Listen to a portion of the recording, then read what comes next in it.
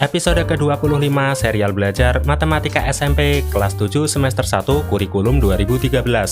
Kali ini kita akan memasuki tema ketiga yang membahas tentang operasi dan faktorisasi bentuk aljabar. Materi pertama yang akan kita pelajari pada tema ketiga ini adalah pengenalan aljabar.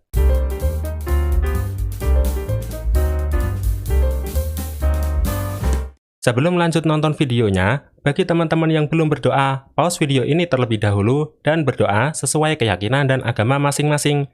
Selesai berdoa, silahkan lanjut menontonnya. Jangan lupa siapkan alat tulis dan kertas untuk mencatat hal-hal penting yang teman-teman temukan dalam video ini, sebagai bahan untuk belajar teman-teman. Materi pertama yang akan kita pelajari adalah mengenal aljabar. Aljabar merupakan cabang matematika yang mempelajari penggunaan dan manipulasi simbol matematis. Simbol matematis ini biasanya digunakan untuk menyusun persamaan-persamaan atau rumus-rumus di berbagai cabang ilmu pengetahuan, khususnya matematika, dan cabang ilmu lain seperti pada fisika, kimia, ekonomi, dan lain-lain. Oleh karena itu, penting bagi teman-teman untuk menguasai materi aljabar ini secara mendalam, agar nantinya teman-teman tidak kesulitan dalam mata pelajaran yang lain, khususnya mata pelajaran yang biasa menggunakan rumus-rumus. Aljabar diambil dari kata aljaber. Aljaber ini merupakan kata dari bahasa Arab. Kata aljaber diambil dari buku karangan Muhammad Ibnu Musa Al-Khawarizmi, seorang matematikawan yang berasal dari Arab. Judul bukunya adalah Al-Jabr wal Muqabalah. Pada buku ini dibahas tentang cara menyelesaikan persamaan-persamaan aljabar. Bentuk aljabar umumnya terdiri dari beberapa elemen. Yang pertama ada variabel. Variabel merupakan simbol matematis yang nilainya dapat diubah, seperti yang biasa teman-teman jumpai pada rumus-rumus fisika. Ada juga koefisien, yaitu angka yang ditulis bersamaan dengan variabel atau berdampingan langsung dengan variabel. Yang ketiga ada konstanta, atau angka yang berdiri sendiri. Artinya, konstanta ini angka yang tidak ditulis bersama variabel. Contohnya misalnya, ada bentuk aljabar 4x ditambah 6. Perhatikan warnanya, 4 berwarna hijau, merupakan koefisien. Koefisien dari variabel x. X sendiri merupakan variabel. Jadi nilai x ini dapat diubah-ubah sesuai dengan kasus yang ditemui. Dan terakhir ada 6. 6 merupakan konstanta. Perhatikan, angka 6 tidak ditulis bersamaan dengan variabel. Selanjutnya, pada bentuk aljabar, koefisien 1 biasanya tidak ditulis. Misalnya pada bentuk aljabar x ditambah 5. Nilai x ditambah 5 ini sebenarnya merupakan 1x ditambah 5. Namun, karena secara umum pada bentuk aljabar nilai 1 tidak ditulis, maka yang ditulis hanyalah nilai x ditambah dengan 5. Selanjutnya, kita akan berkenalan dengan suku-suku sejenis. Suku merupakan gabungan antar elemen aljabar. Antar suku pada aljabar biasanya dipisahkan dengan operasi penjumlahan atau pengurangan. Perhatikan, misalnya ada bentuk aljabar 3a, 4b kuadrat, atau 7ab kuadrat. Bentuk-bentuk seperti ini merupakan bentuk suku tunggal atau suku satu. Perhatikan, pada yang pertama hanya ada 3a, kedua hanya ada elemen 4b kuadrat, dan yang ketiga ada 7ab kuadrat. Yang kedua ada suku 2 atau binom. Contohnya pada bentuk aljabar 2x ditambah 6. Suku pertamanya adalah elemen 2x, dan suku keduanya adalah 6. 6 berbentuk konstanta. Contoh suku binom lainnya adalah 2p kuadrat dan 5q. Di sini ada dua suku, yaitu suku pertama 3p kuadrat dan suku kedua 5q. Selanjutnya ada bentuk aljabar trinom atau yang memiliki suku 3 atau 3 suku. Contohnya misalnya bentuk aljabar 4x kuadrat plus 5x dikurangi 9. Suku pertama ada 4x kuadrat, suku kedua ada 5x, dan suku ketiga adalah negatif 9. Contoh suku trinom lainnya adalah 2x dikurangi 5y ditambah 7. Suku pertama 2X, suku kedua negatif 5Y, dan suku ketiga adalah 7. Sebenarnya penyebutan suku boleh tidak berurutan, namun di sini kami menyebutkannya berurutan dari depan ke belakang, agar teman-teman lebih mudah memahaminya.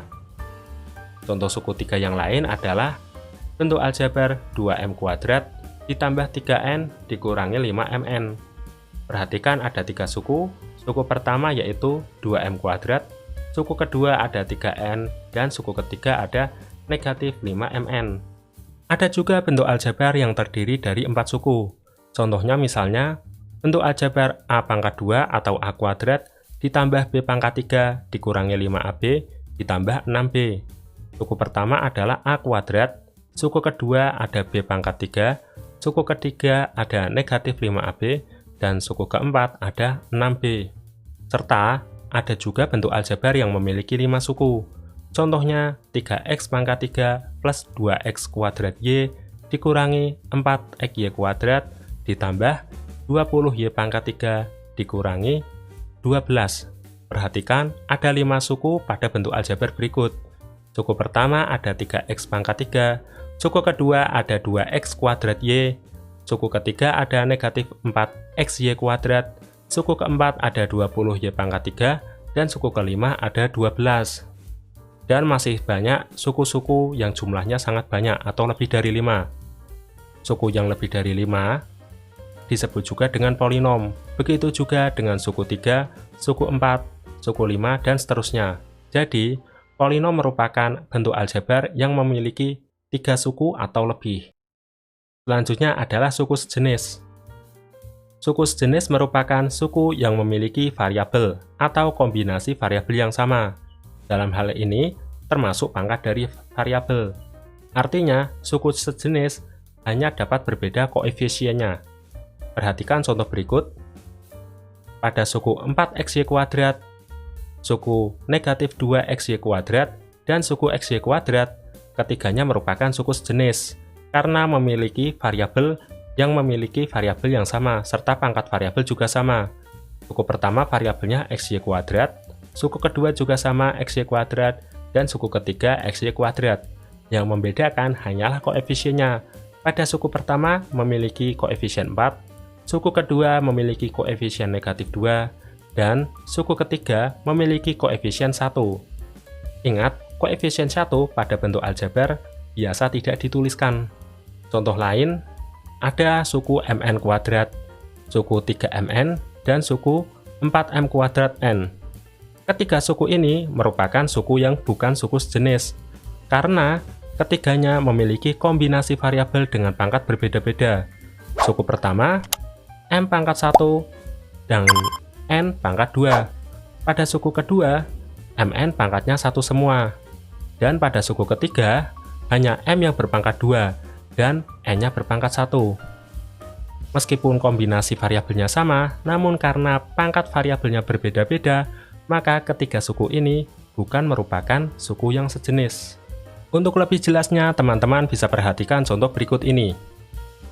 Pada contoh nomor 1, tentukan banyak suku bentuk aljabar berikut. A, 7x kuadrat ditambah 6. Perhatikan, karena hanya ada satu pemisah, berarti ada 2 suku. Suku pertama 7x kuadrat, dan suku kedua yaitu 6. Berarti, pada soal yang A, banyak sukunya adalah 2 suku.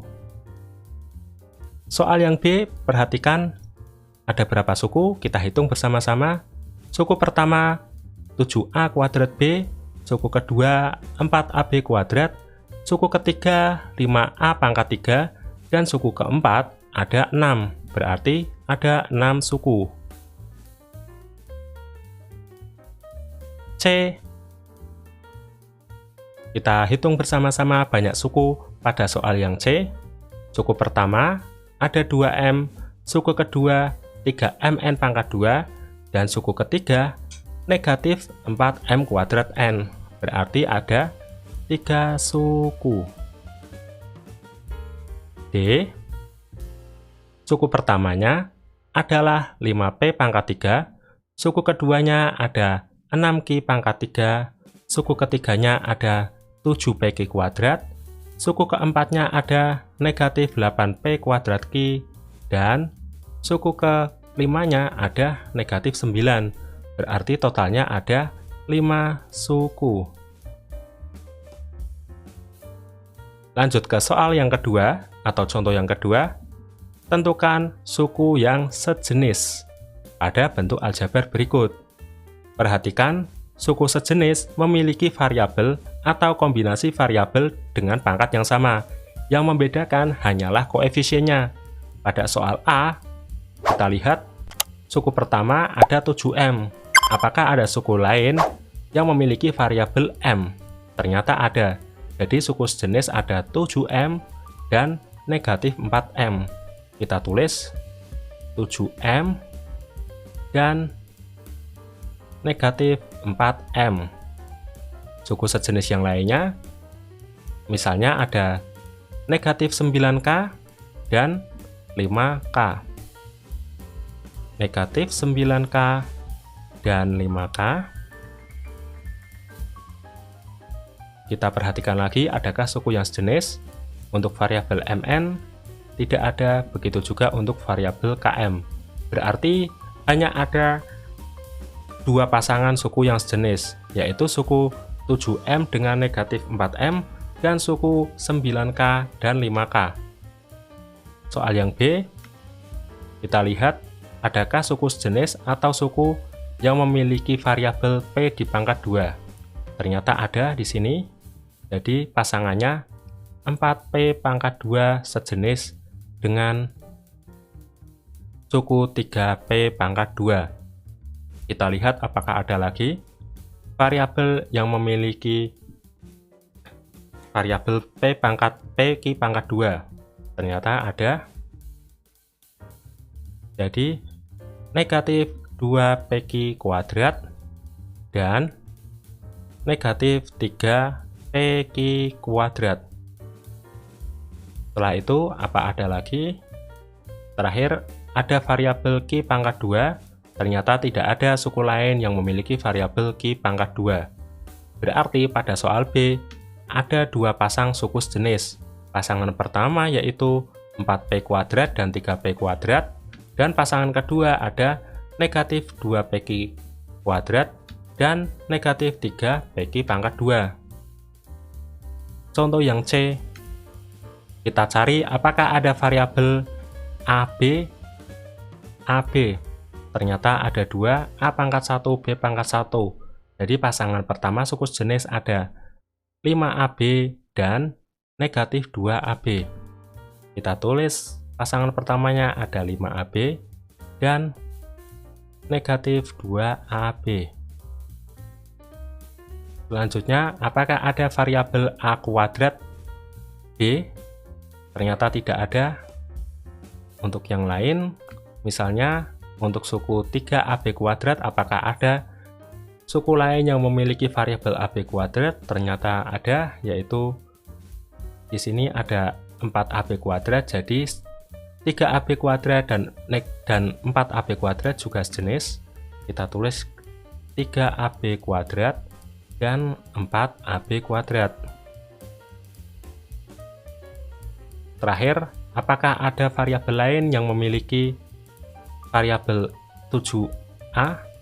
Yang memiliki variabel A selain suku negatif 7A. Ternyata ada, yaitu negatif 9A. Jadi, untuk negatif 7A memiliki suku sejenis, yaitu negatif 9A. Totalnya pada soal C ada 3 suku sejenis atau 3 pasang suku sejenis. Yang pertama ada pasangan 5AB dengan negatif 2AB. Kedua ada pasangan 3AB kuadrat dan 4AB kuadrat. Dan ketiga ada negatif 7A dan negatif 9A. Agar pemahaman teman-teman lebih kuat lagi, teman-teman bisa mengerjakan soal-soal latihan berikut ini. Soal nomor 1, silakan catat terlebih dahulu. Kemudian soal nomor 2. Dan terakhir soal nomor 3. Silahkan pause videonya dan catat soal-soalnya.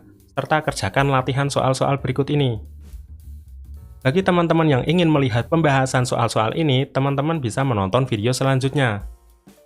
Terima kasih sudah menonton video kami, terus semangat untuk belajar, dan sampai jumpa pada video-video selanjutnya.